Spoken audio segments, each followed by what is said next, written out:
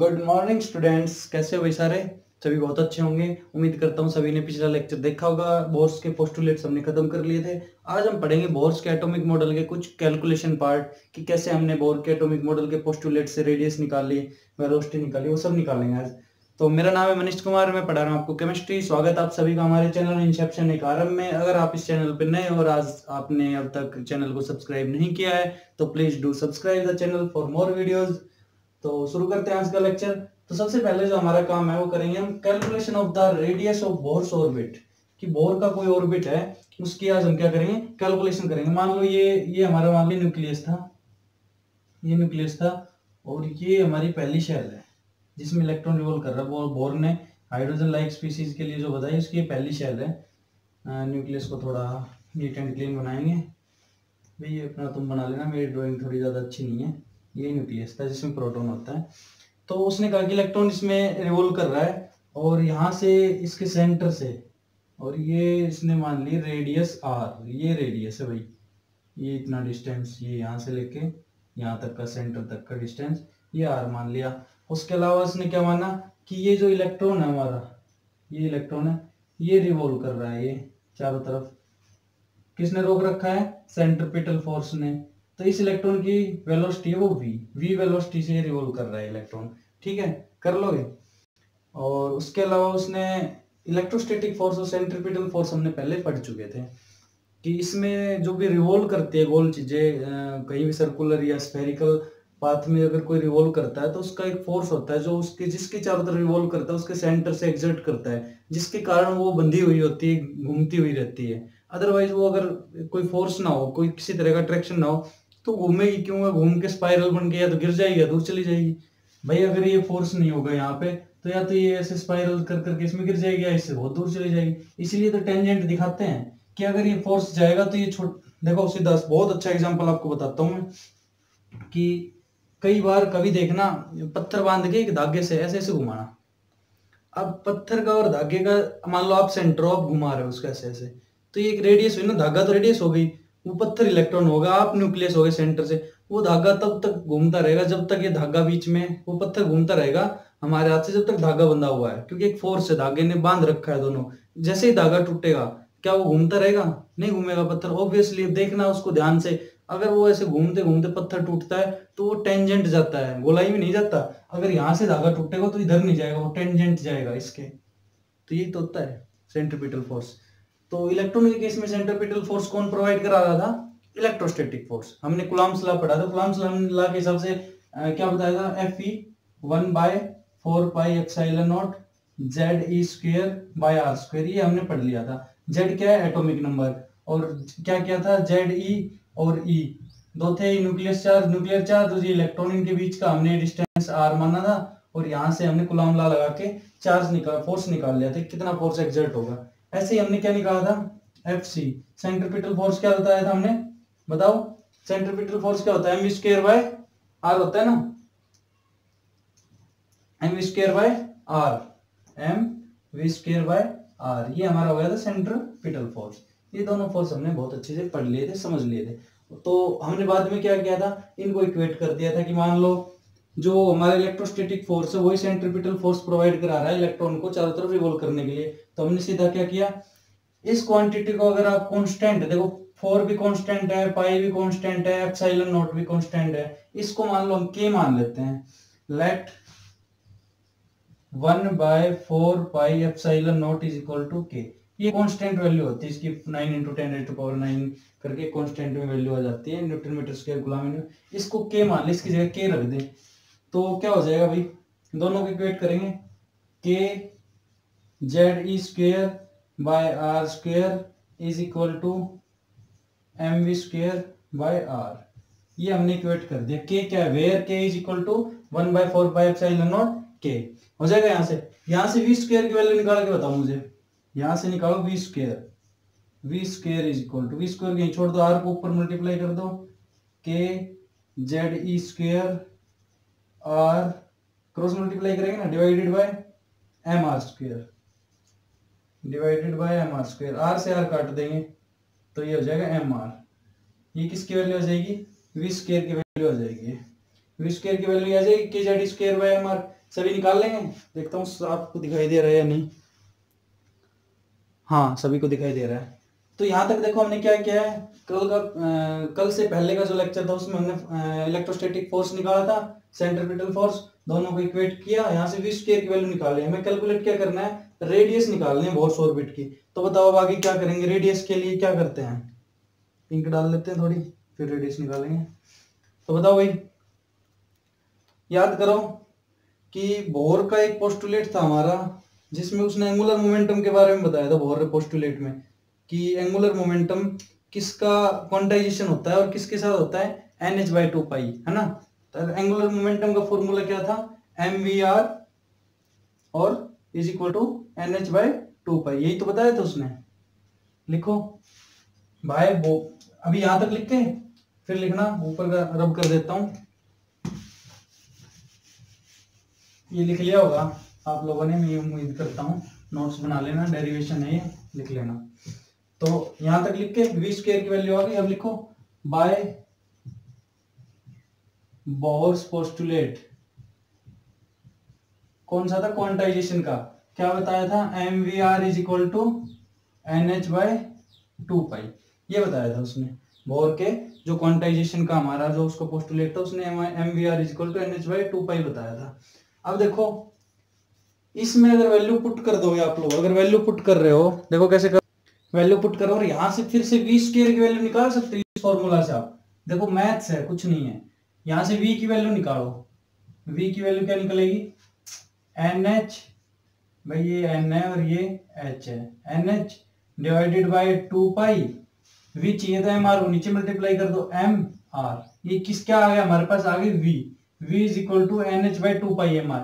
अब हम कह रहे हैं कि वी स्क्वायर निकालो, वी स्क्वायर, स्क्वायर कर दो सबका, N स्क्वायर H स्क्वायर, ये H है भाई, N square H square divided by 2 का स्क्वायर 4, पाई का square pi square, M square R square, ये आ गया वी स्क्वायर की वैल्यू। देखो बोर के ही पोस्टुलेट से हमारे पास वी स्क्वायर की वैल्यू एक तो ये आ गई, बोर के ही पोस्टुलेट से एक वी स्क्वायर की वैल्यू ये आ गई, हो गया। तो देखो इसको मान लो 1, इसको मान लो 2, दोनों को इक्वेट कर दो। कैसे करोगे equate, N square H square by 4 pi square M square R square is equal to, ये क्या था, K Z square by MR, ये इक्वेट कर दिया। अब यहां से हमें क्या निकालना है, रेडियस निकालनी थी, निकालो भाई रेडियस। कैसे, इसको रब कर दें भाई, ये स्टेप्स मैं एडिटेड लिख रहा हूँ, आप लोगों ने बिल्कुल स्टेप वाइज सारे जिस तरह से मैंने स्टेप्स में लिखे वो लिखना है। ऐसे नहीं कि मैंने एक यहाँ लिख दिया एक वहां लिख दिया, आप भी ऐसे ही लिख रहे हो, आपको ऐसे नहीं करना है। यहाँ से निकालो R की वैल्यू, देखो एक R यहाँ एक R यहाँ, इस R को इस R से काट दो, ये R बच गया। अब निकालो R की वैल्यू, क्रॉस मल्टीप्लाई कर दो, N स्क्वायर H स्क्वायर, इनको ऐसे करो, M से मल्टीप्लाई कर दिया, is equal to K Z square into 4 pi square M square R, और यहां से R की वैल्यू क्या आ जाएगी, R इज इक्वल टू, इस सब को इसके नीचे ले जाओ, M N square H square divided bye M, नहीं R चाहिए ना, तो ऊपर M N square H square divided bye K Z square 4 pi square M square, यही तो है भाई। यहां से R को रख लिया, बाकी सबको इसके नीचे ले जाओ, K Z square by 4 square M square. मेरे ख्याल में ये आप सभी के समझ में आ गया होगा कि ये हमने क्या किया है। ऊपर क्या बच गया, M है, यहाँ पे M स्क्वायर है, M से M को उड़ा दो, क्या बच गया, N square H square bye K Z square और 4 पाई स्क्वायर M। ये आ गया रेडियस किसकी, बोर की। जब हम इनमें देखो N क्या है, N तो होगा नंबर, सेल कौन सी है, H क्या है, प्लैंक्स कांस्टेंट, H क्या है, प्लैंक्स कांस्टेंट, उसकी वैल्यू होती है 6.625 इंटू 10 रेज़ टू पावर, बताओ कितनी होती है, -27, मैंने बताई थी 6.625 इंटू 10 रेज़ टू पावर -27 इसकी प्लैंक्स कांस्टेंट की। K क्या है, K होता है 4 एप्सिलॉन, मतलब 1/4 pi epsilon naught, 1/4 pi epsilon naught, इसकी वैल्यू होती है 9 into 10 raise to power 9, 9 into 10 raise to power 9 newton metre square, units होती है कूलम स्क्वायर। इसकी भी कांस्टेंट की यूनिट है, इसकी भी यूनिट है। Z क्या है, Z क्या है, बताओ, जेड हमारा है एटॉमिक नंबर, होता है ना, हम ऐसे डिनोट करते हैं जेड ए, ये एटॉमिक मास, यहाँ पे ये एलिमेंट और ये एटॉमिक नंबर। तो जेड तो होगा किसी भी एटम के लिए एटॉमिक नंबर होगा। ई क्या है, इलेक्ट्रॉन का चार्ज, 4 कांस्टेंट, पाई कांस्टेंट, मास इलेक्ट्रॉन का वो भी कांस्टेंट। तो यहाँ पे जब हम एम, ई, एम, एच, के इन सब की जो वैल्यूज पुट करके सोल्व कर देंगे तो हमारे पास जो रिलेशन आएगा वो होगा r is equal to 0.0529 into n square by z armstrong. देखो, अब मैं आपको बताना चाहूंगा, एक बार देखते हैं लेक्चर कितना लंबा होगा। हाँ ठीक है, अब मैं आपको बताऊंगा, आपको पूरे डेरिवेशन में कुछ नहीं करना, ये सब आपका कॉन्सेप्चुअल अंडरस्टैंडिंग के लिए था कि कैसे आया, आपको केवल ये याद रखना है। यहाँ से आपसे कोई कुछ नहीं पूछेगा, ये रिलेशन आपको याद होने चाहिए, m we r n by 2 pi. Otherwise ये डेरिवेशन आपसे कोई कभी नहीं पूछेगा, आपको ये रिलेशन याद होना चाहिए। अब ये कराया किस लिए, ताकि आपको पता चले कि ये रिलेशन आया कहाँ से। अगर आपके समझ में आया तो बहुत अच्छी बात है, आप इस रिलेशन को कीजिएगा।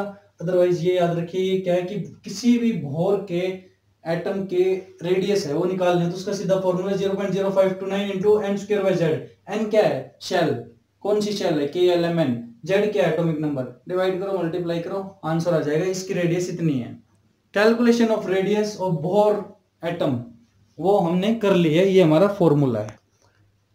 तो बोर रेडियस आप निकाल लोगे। मान लो आपसे क्वेश्चन किस तरह से पूछेंगे कि भाई हमारे पास है हीलियम है, हीलियम पॉजिटिव है, इसकी सेकंड सेल की रेडियस निकालो, सेकंड सेल की रेडियस। सेकंड क्या दे दिया, एन की वैल्यू, और हीलियम पॉजिटिव है, ये क्या दे दिया, जेड। तो क्या करोगे, एन की जगह 2 स्क्वायर बाय हीलियम का 2 से 2 कटेगा, 2 से मल्टीप्लाई करो, आपको रेडियस आ जाएगी। इस तरह से करना। ये जो होती है ये होती है यूनिट एमस्ट्रॉन्ग यूनिट होती है। इसकी न्यूमेरिकल प्रैक्टिस आपको बहुत सारे करा देंगे। अभी आपको याद रखना है 0.0529 into n square by z. Armstrong क्या होती है, radius of the Bohr's atom. अभी निकालो, हमें नेक्स्ट निकालना है वेलोसिटी। क्या निकालनी है, calculation of velocity of an electron in Bohr's model of atom. लिखो calculation of velocity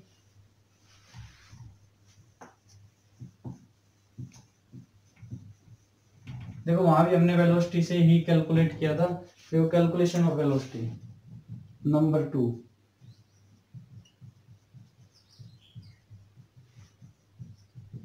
calculation of velocity. बताओ वेलोसिटी किससे डिनोट करते हैं, वी से। एक होता है म्यू, एक होता है वी, तो आप वी से करते हैं हम डिनोट उसको, वेलोसिटी को। क्या निकालेंगे कि बोर का जो एटम है उसमें जो इलेक्ट्रॉन घूम रहा है उसकी वेलोसिटी, उसकी स्पीड इनटू डायरेक्शन। वेलोसिटी क्या है, किस स्पीड से घूम रहा है वो निकालने में। कैसे निकालोगे बताओ, ये पता है हमें, M we are is equal to N H pi. भाई कोई भी चीज निकालने है तो उससे पहले उसका जो भी फॉर्मूला है वो हमें लिखेंगे ना, तभी तो निकालेंगे। ये हमें पता है m we are is equal to N h by 2 pi, ये हमें पता है। यहां से निकालो वी की value, m we are is equal to N h by 2 pi. V की वैल्यू निकालेंगे तो क्या हो जाएगा, एन